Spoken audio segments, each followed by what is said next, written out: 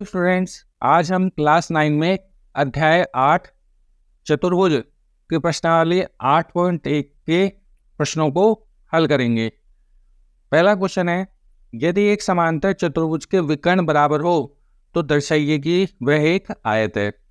तो यहाँ पर एक समांतर चतुर्भुज दिया हुआ है और उस समांतर चतुर्भुज के विकर्ण बराबर है, तो हमको बताना है कि वो एक आयत है। तो बच्चों, हमने एक समांतर चतुर्भुज ले लिया और इसके शीर्ष हम ले लेते हैं ए बी सी डी। तो ए बी सी डी एक समांतर चतुर्भुज है। तो यहाँ पर हम लिखेंगे दिया गया है हमें है ए बी सी डी एक समांतर चतुर्भुज है और समांतर चतुर्भुज है और इसके विकर्ण बराबर है। तो इसका एक विकर्ण तो है ए सी और एक विकर्ण है इसका बी डी, और ए सी बराबर बी डी ये दिया गया है। ए बी सी डी एक समांतर चतुर्भुज है जिसका विकर्ण ए सी और विकर्ण बी डी ये बराबर दिया हुआ है। अब हमको सिद्ध क्या करना है? सिद्ध करना है कि ए बी सी डी एक आयत है। तो सिद्ध करना है, हम लिखेंगे ए बी सी डी एक आयत है। ये हमको सिद्ध करना है बच्चों। अब हम इसकी उत्पत्ति लिखेंगे, इसको सिद्ध करेंगे कि ये एक आयत है। तो बच्चों ध्यान से देखो, सबसे पहले हम एक त्रिभुज लेंगे ए बी सी, ये वाला त्रिभुज, और दूसरा त्रिभुज ले लेंगे ये वाला त्रिभुज, ये दोनों त्रिभुज ले लेंगे। तो हम लिखेंगे त्रिभुज ए बी सी ये वाला त्रिभुज ले लिया, और दूसरा त्रिभुज हम ले रहे हैं त्रिभुज बी ए डी में, बी ए डी ये वाला त्रिभुज ले रहे हैं। मतलब इस ए बी आधार पर बना हुआ एक त्रिभुज तो ये वाला ले रहे हैं, और इस ए बी आधार पर ही बना हुआ एक त्रिभुज ये वाला ले रहे हैं। अब ध्यान से देखें तो बच्चे, इन दोनों त्रिभुजों में जो ए बी भुजा है ये त्रिभुज ए बी सी में भी आ रही है और त्रिभुज ए बी डी में भी आ रही है, मतलब उभयनिष्ठ भुजा है। तो हम लिखेंगे ए बी बराबर ए बी, और यह है उभयनिष्ठ। उभयनिष्ठ का मतलब है दोनों त्रिभुजों में कॉमन है ये भुजा, तो इसकी लंबाई दोनों में बराबर होगी क्योंकि दोनों के अंदर ये है। दूसरा है ए डी भुजा और ये बी सी भुजा जो है ये दोनों बराबर होंगी। ये दोनों बराबर इसलिए होंगे क्योंकि ए बी सी डी एक समांतर चतुर्भुज है, और समांतर चतुर्भुज की आमने सामने की भुजाएं बराबर होती है, इसलिए ए डी भुजा बराबर होगी बी सी के। तो हम लिखेंगे बी सी बराबर ए डी, यहाँ लिख देंगे समांतर चतुर्भुज की सम्मुख भुजाएं, समांतर चतुर्भुज की सम्मुख भुजाएं बराबर होती है। और अब इधर देखें तो बच्चों देखो, ये है ए सी विकर्ण और ये विकर्ण है बी डी, और ए सी बराबर दे रखा है बी डी के। तो यह लिख देंगे ए सी बराबर बी डी, और ये हमको दिया गया है। तो बच्चों इन दोनों त्रिभुजों की तीन भुजाएं बराबर है, तो यहाँ पर दोनों त्रिभुज सर्वांग हो जाएंगे, और एस एस एस भुजा भुजा भुजा सर्वांग समता लग जाएगी, जिससे ये दोनों त्रिभुज हो जाएंगे सर्वांग सम। तो त्रिभुज ए बी सी सर्वांग सम होगा त्रिभुज बी ए डी के। मतलब ये वाला त्रिभुज और ये वाला त्रिभुज, ये दोनों त्रिभुज सर्वांग सम है, और सर्वांग सम त्रिभुजों के संगत अवयव बराबर होते हैं। संगत अवयव बराबर होते हैं मतलब CPCT बोलते हैं उसको, सर्वांग सम त्रिभुजों के संगत अवयव बराबर होते हैं। तो यहाँ पर बी पर बनने वाला कोण ए पर बनने वाले कोण के बराबर होगा। तो हम लिखेंगे कोण ए बी सी बराबर कोण होगा बी ए डी, ये दोनों कोण बराबर होंगे। तो ए बी सी कौन सा कोण है? ए बी सी ये वाला कोण है, और BAD ये वाला कोण है, ये दोनों कोण बराबर होंगे। अब बच्चों यहाँ ध्यान से देखें तो ABCD एक समांतर चतुर्भुज है और समांतर चतुर्भुज की आमने सामने की भुजाएं समांतर होती है, तो ये भुजा और ये भुजा समांतर है और AB इसकी तिर्यक रेखा है, मतलब ऐसे काट रही है, ये दो भुजाएं हैं और इनको ऐसे काट रही है। तो समांतर चतुर्भुज में ये और ये वाला कोण अंतःकोण है और ये रेखा तिर्यक रेखा है। तो समांतर रेखाओं में तिर्यक रेखा के एक ही ओर के अंतःकोणों का 180 डिग्री होता है, मतलब इस कोण को जोड़ें तो इन दोनों कोणों का योग 180 डिग्री आएगा। तो इन दोनों कोणों को जोड़ देते हैं तो कोण ABC प्लस कोण BAD बराबर 180 डिग्री होगा। ABC ये वाला कोण, ABC ये वाला कोण मतलब ये वाला कोण, और BAD मतलब ये वाला कोण, इस कोण को और इस कोण को जोड़े तो 180 डिग्री आएगा। तो दोनों को जोड़ के 180 डिग्री के बराबर कर दिया। अब बच्चों देखो ABC और BAD ये दोनों कोण बराबर है, तो हम BAD की जगह भी ABC लिख देंगे या ABC की जगह BAD लिख देंगे, किसी भी एक जगह मान रख देना है। तो हम BAD की जगह ABC रख रहे हैं तो हम लिखेंगे ABC, ये तो ऐसे कैसे रह जाएगा, और BAD बराबर है ABC के, तो यहाँ पर भी लिख देंगे ABC बराबर 180 डिग्री, और ABC और ABC मिलकर हो जाएंगे 2ABC, डबल हो गए, दो बार जोड़ दिया और इस दो का इधर भाग लगा देंगे तो कोण ABC बराबर जाएगा 180/2 और 180 में 2 का भाग लगाएंगे तो आ जाएगा 90 डिग्री। 90 डिग्री आ गया। इसका मतलब है ये जो समांतर चतुर्भुज है ना, ये इसका एक कोण 90 डिग्री हो गया, ये कोण 90 डिग्री आ गया। अब ये 90 डिग्री है तो ये भी 90 डिग्री होगा, क्योंकि इन दोनों कोणों का योग 180 डिग्री है, तो अगर ये 90 है तो ये भी 90 होगा। और समांतर चतुर्भुज के सम्मुख कोण बराबर होते हैं, मतलब ये कोण इसके बराबर होगा और ये कोण इसके बराबर होगा। तो ये कोण 90 डिग्री है तो ये भी कोण 90 डिग्री है, और ये कोण 90 डिग्री है तो ये कोण भी 90 डिग्री होगा। मतलब समांतर चतुर्भुज के चारों कोण 90 डिग्री हो गए। तो अगर समांतर चतुर्भुज में एक कोण 90 डिग्री का सिद्ध कर दिया जाए तो बाकी सब कोण भी अपने आप 90 डिग्री के हो जाते हैं, और जब 90 डिग्री के हैं तो ये एक आयत है, क्योंकि समांतर चतुर्भुज के आमने सामने की भुजाएं तो बराबर पहले से ही होती है और एक कोण 90 डिग्री का और हमने सिद्ध कर दिया, इसलिए समांतर चतुर्भुज ABCD एक आयत है। तो हम लिख देंगे अतः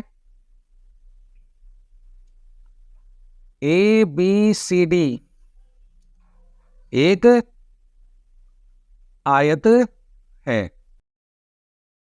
सेकंड क्वेश्चन है बच्चों, दर्शाइए कि एक वर्ग के विकर्ण बराबर होते हैं और परस्पर समकोण पर समद्विभाजित करते हैं।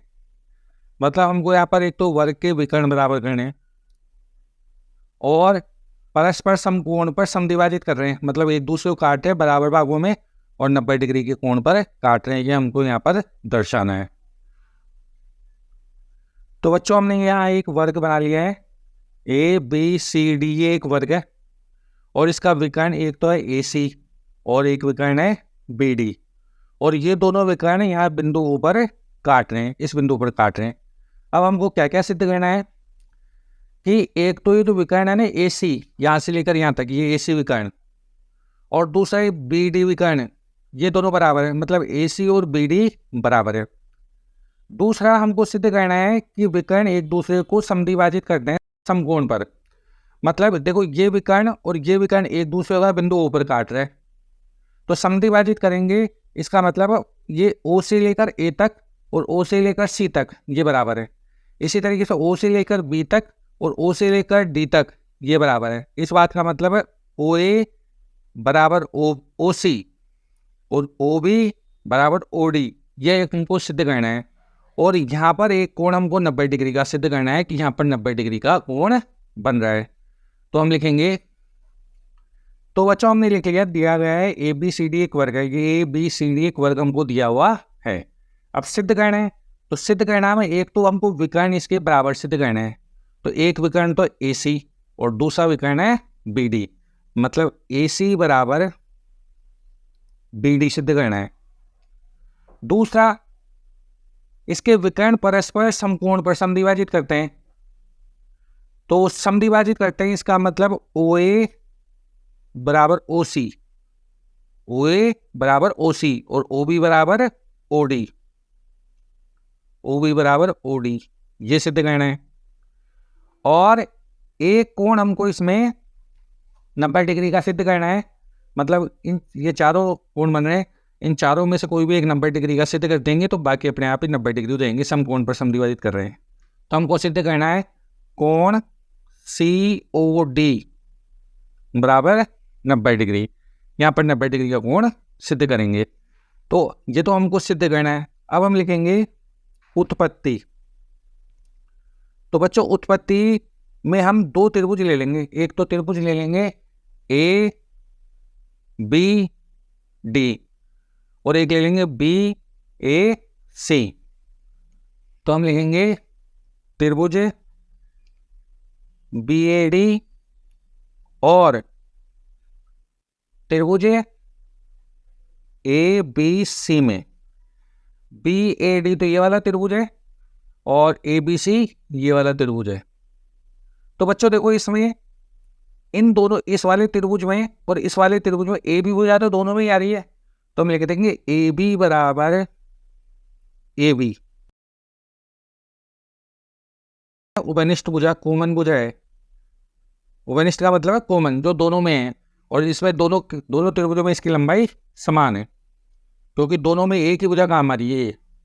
अब यहां बात करें तो देखो बच्चों, ये जो कोण है ए पर बनने वाला कोण, मतलब कोण बी ए डी और बी पर बनने वाला कोण ए बी सी, ये कोण 90 डिग्री का होगा। और ये कोण 90 डिग्री का इसलिए होगा क्योंकि ए बी सी डी एक वर्ग है और वर्ग का प्रत्येक कोण 90 डिग्री का होता है। तो हम लिखेंगे कोण बी ए डी,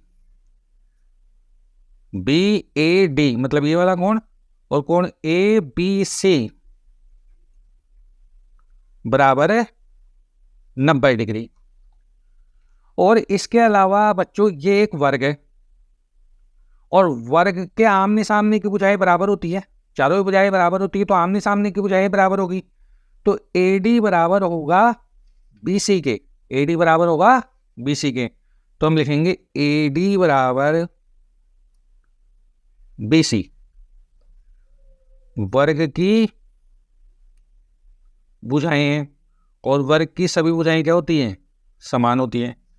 तो दो तो भुजाएं बराबर है और एक कोण बराबर है, इसलिए भुजा कोण भुजा सर्वांग समता लग जाएगी और दोनों त्रिभुज हो जाएंगे सर्वांग सम।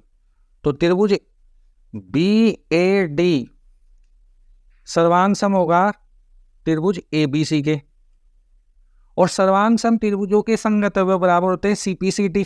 सीपीसीटी अभी आपको समझाया था पहले भी, सर्वांग सम त्रिभुजों के संगत भाग बराबर होते हैं। तो बच्चों फिर यहां से तो हम ले लेंगे बी डी और यहां से हम ले लेंगे ए सी, तो बी डी बराबर आ जाएगा ए सी।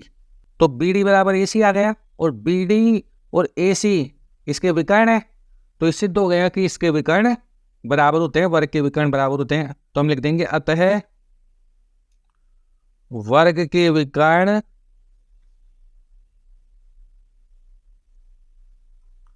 बराबर होते हैं।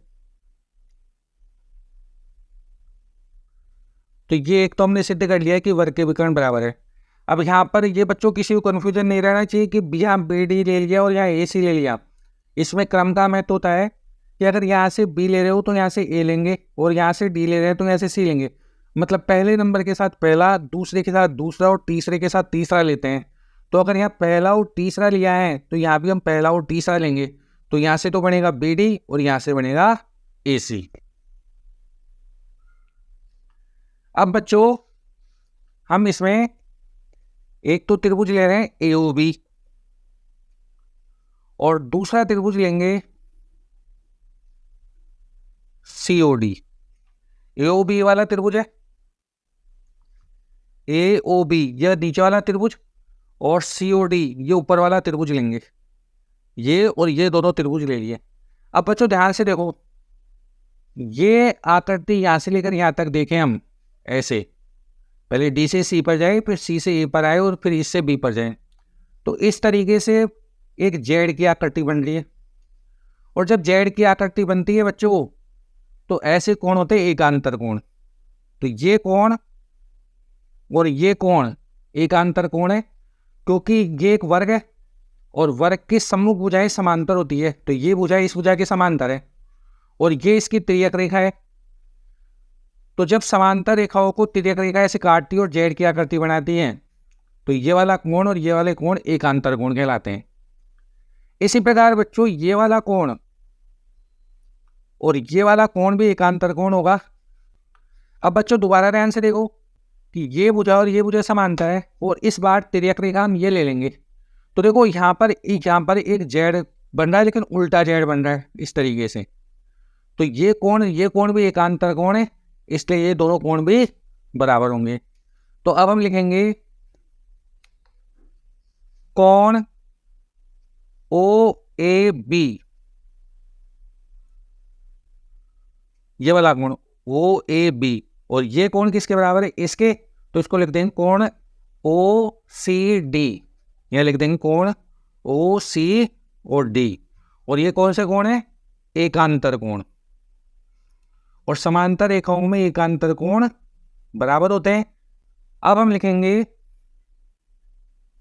कि ए बी भुजा है और ये सी डी भुजा है, और ये दोनों भुजाएं वर्ग की है और वर्ग की भुजाएं बराबर होती है। तो हम लिख देंगे ए बी बराबर है सी डी, वर्ग की भुजाएं। और फिर इस त्रिभुज में लिखेंगे तो ये बी पर बनने वाला कोण लेंगे, तो कोण ओ बी ए, ये बराबर होगा ओ डी सी के।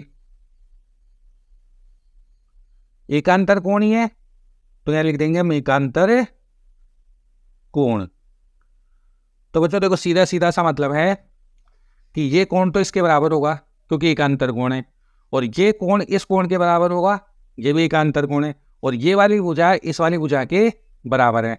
तो इन दोनों त्रिभुजों में दो कोण और एक भुजा बराबर है, और जब कोई दो त्रिभुजों में दो कोण और एक भुजा बराबर होती है तो वहां पर सर्वांग समता लगती है ए एस ए, कोण भुजा कोण सर्वांग समता।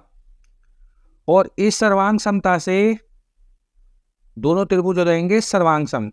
तो त्रिभुज ए ओ बी सर्वांग सम है त्रिभुज सी ओ डी के, और सर्वांग सम त्रिभुजों के संगत भाग बराबर होते हैं सीपीसीटी। तो यहाँ पर संगत भाग बराबर कर देंगे। अब बच्चों ध्यान से देखेंगे संगत भाग कैसे बराबर करेंगे। यहाँ से लेंगे ओ ए, तो यहाँ से लेंगे ओ सी, तो हम लिख देंगे ओ ए बराबर ओ सी। और फिर यहाँ से हम लेंगे ओ बी, तो यहाँ से लेंगे हम ओ डी, ओ बी बराबर ओ डी। इधर ध्यान से देखो कि ओ ए ओ सी के बराबर है, ओ ए ओ सी के बराबर है, मतलब ये टुकड़ा और ये टुकड़ा बराबर है। इसी तरीके से ओ बी ओ डी के बराबर है, ओ बी बराबर ओ डी। इसका मतलब हो गया कि ये विकर्ण एक दूसरे को समद्विभाजित कर रहे हैं।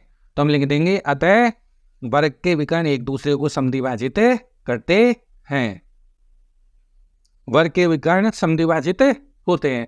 वर्ग के विकर्ण तो हमने समद्विभाजित कर लिए। अब हमको यहाँ पर एक कोण 90 डिग्री का और सिद्ध करना है, तो फिर हम आसानी से लिख देंगे कि वर्ग के विकर्ण एक दूसरे को समकोण पर समद्विभाजित करते हैं। तो हमको ये कोण 90 डिग्री का सिद्ध करना है, चाहे ये वाला कर लें या ये वाला कर लें या ये वाला कर लें या ये वाला कर लें, कोई सा भी एक कोण 90 डिग्री, इन चारों कोणों में से कोई भी एक कोण 90 डिग्री हम सिद्ध कर देंगे। तो बच्चों देखो एक कोण 90 डिग्री सिद्ध करने के लिए हम ये दोनों त्रिभुज ले रहे हैं, मतलब एक तो त्रिभुज ले लेंगे ओ सी डी, त्रिभुज है ओ सी डी, और दूसरा त्रिभुज ले लेंगे ओ सी बी।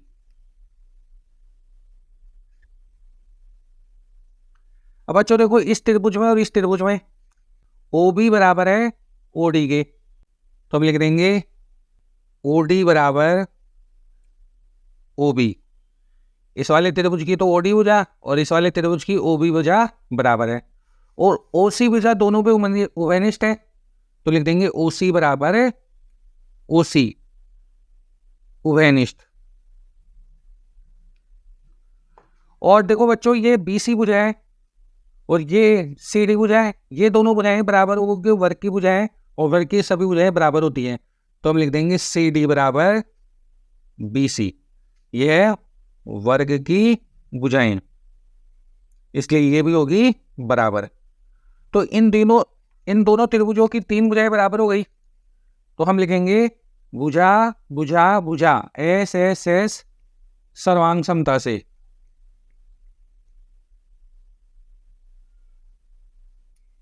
दोनों त्रिभुज सर्वांग सम हो गए, तो त्रिभुज ओ सी डी सर्वांग सम होगा त्रिभुज ओ सी बी के।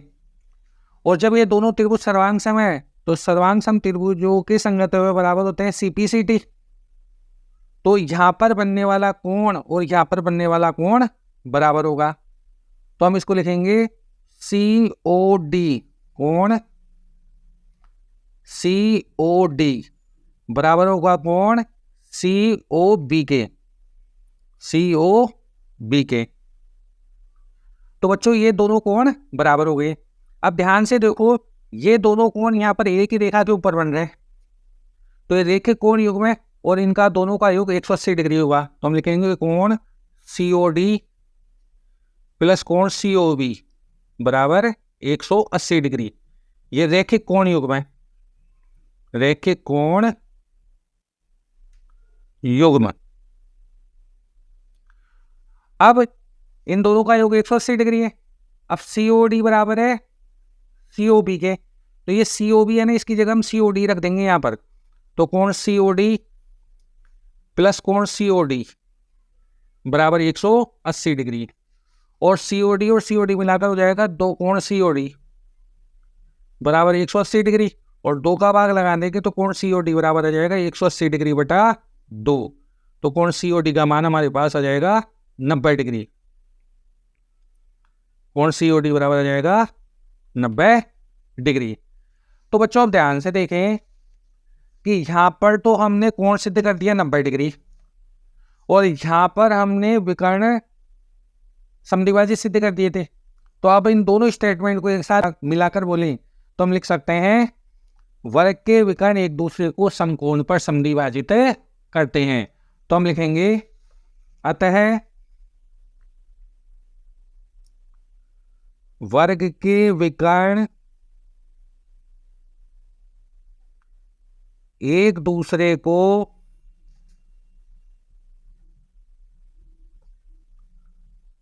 समकोण पर